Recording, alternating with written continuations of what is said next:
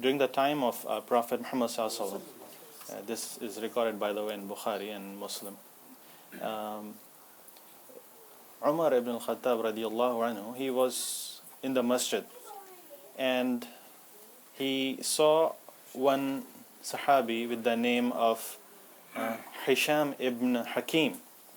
He was praying Salah, and in his Salah he was reciting one surah called Al-Furqan, the surah number 25 in Qur'an. But when he was reciting it, Umar ibn al-Khattab radiallahu anhu, he was getting angry because he was reciting in a different way. So he wanted to jump at him and grab him, but he let him finish his salah, his prayer. So after he finished his salah, he grabbed his garment and he said, "You're not reciting properly, or the way you are reciting is not correct." So Hisham ibn Hakim radiallahu anhu, he said, "I learned this surah directly from the mouth of Prophet Muhammad sallallahu alaihi wasallam." So he dragged him to Prophet Muhammad sallallahu alaihi wasallam and he told him the whole story.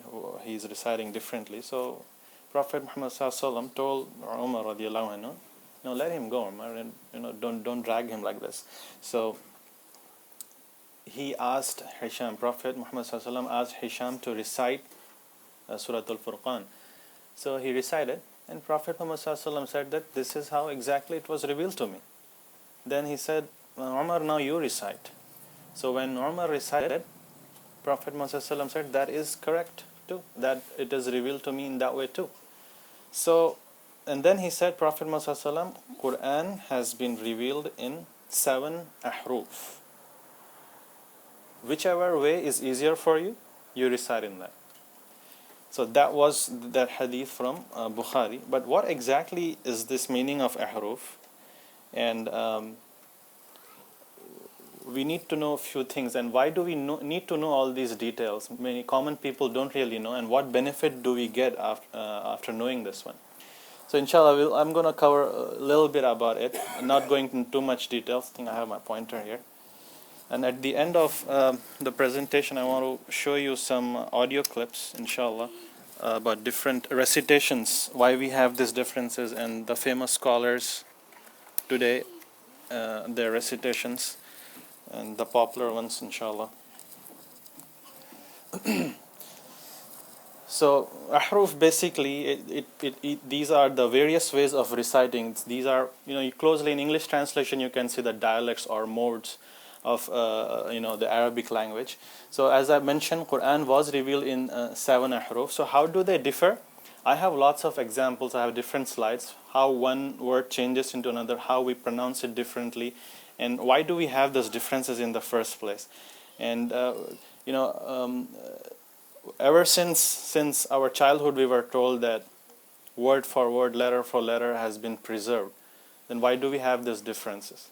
So, but before we get into this, I want to tell that all that we read here, Quran, in the copies that we have here in the masjid and everywhere in your houses as well, that is just one harf. And Allah subhanahu wa ta'ala promised that at least this one harf will be preserved till the day of judgment.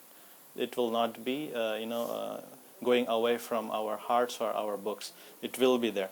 But the concept of 7 Ahruf is a little bit different, and we'll get into this. So the story behind this is that there was always one harf. When Prophet Muhammad was in Makkah, there was just one recitation, and everybody used to recite that way. And when he moved to Medina, more and more Muslims, more people began to convert to Muslims, right? Convert to Islam. So now we have different tribes, the Arab tribes, getting into Islam. So what happened was that within Arabia, around the Makkah, the Arabs that used to live around Makkah, maybe Taif or some other places, they spoke little bit different Arabic than the Quraysh, than the Makkans. So, these kind of differences we also have it here, right? You go, Western America, you get a little bit of different English accent. If you go to British or London, that's English is a little bit different. And if you go maybe a few years ago, like the Shakespearean English that we say, that is completely different from what we have. So these variations are there. The dialects differ from time to time, from place to place. So these Arab tribes used to have different Arabic dialect. And for them, the actual Qur'an, the Quraysh Qur'an that was revealed to Prophet Muhammad, that was a little difficult for them, because some of the words they never heard of, and some of the way of pronunciation was completely odd for them. They were not used to it. So Prophet Muhammad saw that it was difficult for these new Arab tribes to recite Qur'an and also to understand what those words are. It won't make sense to them because if it is pronounced differently. So Prophet Muhammad made a dua to Allah subhanahu wa ta'ala. To Allah, help my ummah, help by revealing it in many ahruf. So singular is harf. So what happened? Allah subhanahu wa ta'ala accepted his dua, and from that time onwards the Quran was being revealed in 7 ahruf. So how these ahrufs differ, we will see, and do we have a different variation for each and every verse or not, we will see, inshallah. So that was the main reason. And also there is another reason we will see why we have different ahruf. So at that time, this is just giving you a picture that there are lots and lots of Arab tribes, and this does not necessarily match one-to-one with the ahruf, but all these were popular Arab tribes at that time. Thaqif, Hawazin, Tamim, Hudayl, Quraysh, and Yemen, people in the south, they all spoke Arabic, but little bit variation here and there.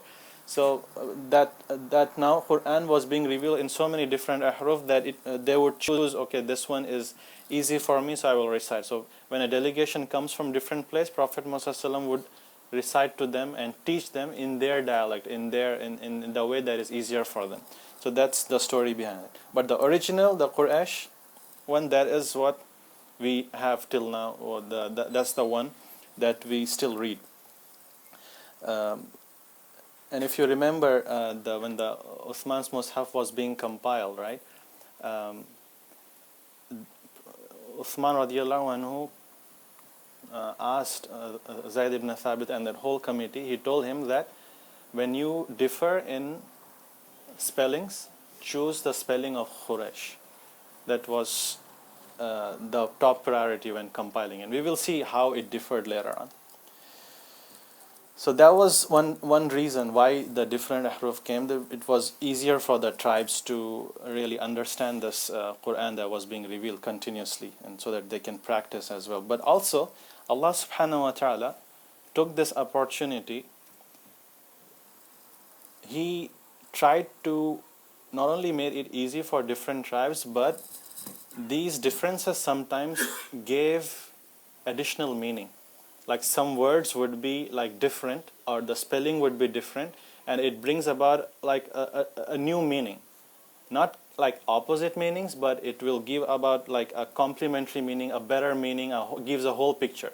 I have some examples what exactly it really means, but Mushafs vary from ahruf to ahruf. And do we have all 7 ahruf preserved? From now on I can tell you not all 7 ahruf are preserved. We have some of the ahrufs preserved, because Allah subhanahu wa ta'ala promised that one harf will definitely be preserved till the day of judgment. And we will see what we have and what we don't have today.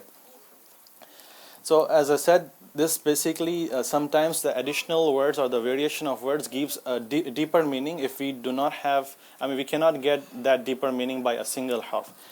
And we all should know that all these differences came from Prophet Muhammad sallallahu alaihi wasallam. And just like how we offer salah, for example, right? Some people hold differently, some people don't even hold the hands. All of them say that we have evidence from Prophet Muhammad sallallahu alaihi wasallam, he prayed this way. Those scholars come up and said this is better, that is better. But overall, we always see that there are differences, and people always trace it back to Prophet Muhammad sallallahu alaihi wasallam. So even this ahruf, it always came from Prophet Muhammad sallallahu alaihi wasallam, and also not just from him, it came directly from Allah subhanahu wa ta'ala. He himself didn't add. He didn't say, okay, let me make it easy for the tribes. No, he had to get permission from Allah before reciting in a new way. What is the difference between ahruf and recitation and qira'at? We will also get into that, but there is a difference. And also, we mentioned that Uthman radiallahu anhu, he compiled a mushaf, right? And that mushaf, he actually made like 4, 6, or 8 copies of that mushaf. Before making it official copies, he kept one with himself and he distributed the other 4 to 8 copies in different parts of the world. And majority of those mushafs were exactly the same. But however, one mushaf, or maybe one or 2 or more, they were differing in some aspects. They differed a little bit. Not all of them were exactly the same. One of them were a little bit different than the other. Why did Uthman radiallahu anhu do that? Because he wanted to preserve the different ahruf. And that is why even up to this day we have different mushaf, different ahruf. Majority of us, 95% of the Muslims all over the world, we use one harf, and that is what we read here. That's 95%. But 5%, we will see which countries they are and where they are being read. But that is also coming from Uthman radiallahu anhu. Now, did Uthman radiallahu anhu preserve all the 7 ahruf in all his copies? The answer is no, he did not preserve all, because remember what was his original intention. Why did he compile it in the first place? Because he wanted to do what? He wanted to stop the fitna at that time, right? People were fighting with each other, arguing with each other, because everybody is reciting differently. There were lots of non-Arabs coming in. They don't have any knowledge, any background in the Arabic language, and they were fighting with each other. My Qur'an is better and yours is not. So Uthman radiallahu anhu wanted to kill that fitna in the first place. So he came up with this official version, and he said everybody should recite from this official copy of Mus'haf. But he didn't make all the 7 ahruf available to the people, because he feared that it might happen again, the same fitna. But he basically made some variation, the popular variations that were there. He put it in the Mus'haf, and it is still there up to this day. But again, I want to remind that our original statement, word for word, letter for letter, is preserved, definitely, until this day. And what we read today is one of them. So one harf is definitely preserved. So that's the promise that Allah subhanahu wa ta'ala gave. We don't have to worry about it. We don't have to make additional steps. Allah promised, I will take care of it. That Qur'an will be preserved. So as I said, not all ahruf has been preserved, because Uthman radiallahu anhu, he wanted to minimize the fitna, and that is why he made it simple enough so that people won't fight with each other. Now you see, at the time of Uthman radiallahu anhu, the original need was not there. The original need was what? That the tribes were having difficulty in understanding the Qur'an, reciting the Qur'an, because their Arabic was different. Now, during the time of Uthman radiallahu anhu, we don't have that issue. The situation is different, because now we have non-Arabs accepting Islam. They don't really care between Ahruf 1 and Ahruf 2. For them, everything is new, right? So now that situation doesn't exist. So the need for keeping all the 7 Ahruf, Uthman radiallahu anhu didn't feel the need for it. So that's why we don't have it. So he tried to put as much as Ahruf as he can, but if it was getting too much deviation, then he stopped it there. He chose the Quraishi spelling over all other spelling. And we will see exactly what I mean. And also it is said that when Prophet Muhammad in his last recitation, every Ramadan, Jibreel alayhi salam used to come and recite with him, check his memorization, revise with him.